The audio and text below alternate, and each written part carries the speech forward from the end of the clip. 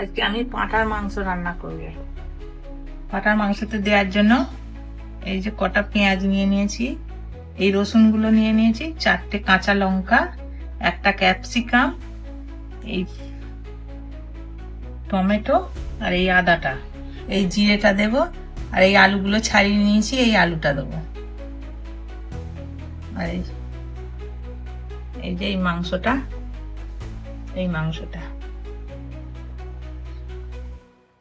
আমি মাংসটা গরম জলে দিয়ে একটু ফুটিয়ে নেব। মাংসটা দিয়ে দিচ্ছি গরম। আলুগুলো প্রথমে ভেজে নেব। আমি ভেজে নেওয়ার জন্য তেলটাতে একটু হলুদ দিচ্ছি।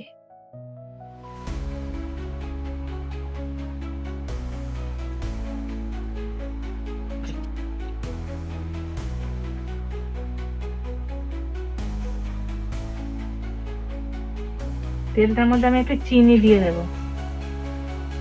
চিনিটা উঠে গেলে তারপরে তেজপাতা, চিনিটা উঠে গেছে, এবার তেজপাতাটা দিয়ে রসুনটা দিয়ে দিচ্ছি।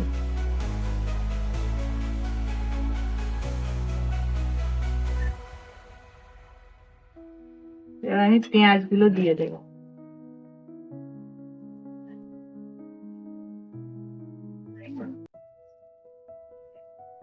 আমি এবার পেঁয়াজটার মধ্যে কাঁচা লঙ্কাটা আর ক্যাপসিকাম গুলো দিয়ে দিচ্ছি। এগুলো একটু নেড়ে চেড়ে নিয়ে তারপর টমেটোটা দেবে। এর মধ্যে এবার টমেটোটা দিয়ে দিচ্ছি।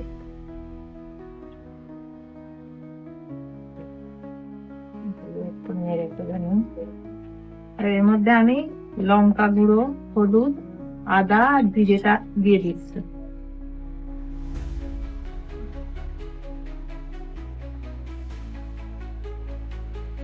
মশলাটা কষানো হয়ে গেছে, এবার হাঁড়ির মধ্যে আমি দিয়ে দিচ্ছি।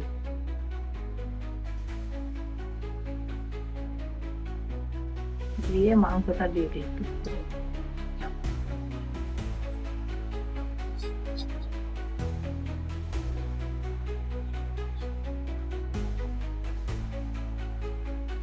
মাংসটা আমি পরিমাণ মতো নুনটা দিয়ে দিচ্ছি একবার।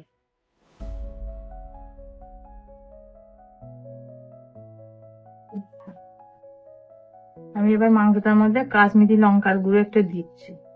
কষছি তো, এবার হাঁড়িতে চাপা দিয়ে আমি এখন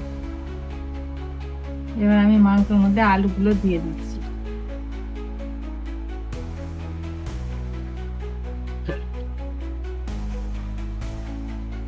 এতে এবার পরিমাণ মতো আমি জল দিয়ে নেবো, এতে ঝোলটা পাতলা পাতলা হবে।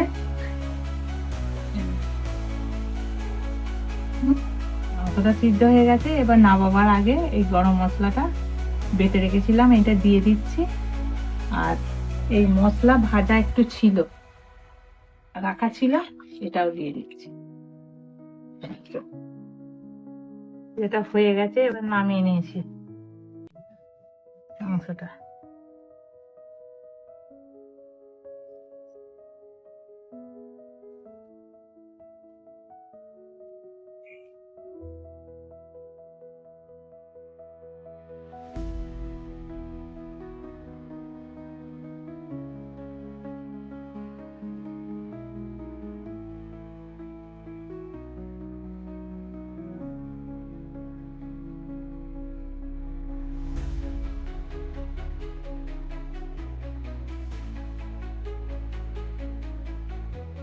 আজকে ভিডিওটা এখানেই শেষ করলাম। ছোট্ট রেসিপিটা কেমন লাগলো জানাবেন, চ্যানেলটি সাবস্ক্রাইব করবেন। নমস্কার বন্ধুরা, ভালো থাকবেন, সুস্থ থাকবেন।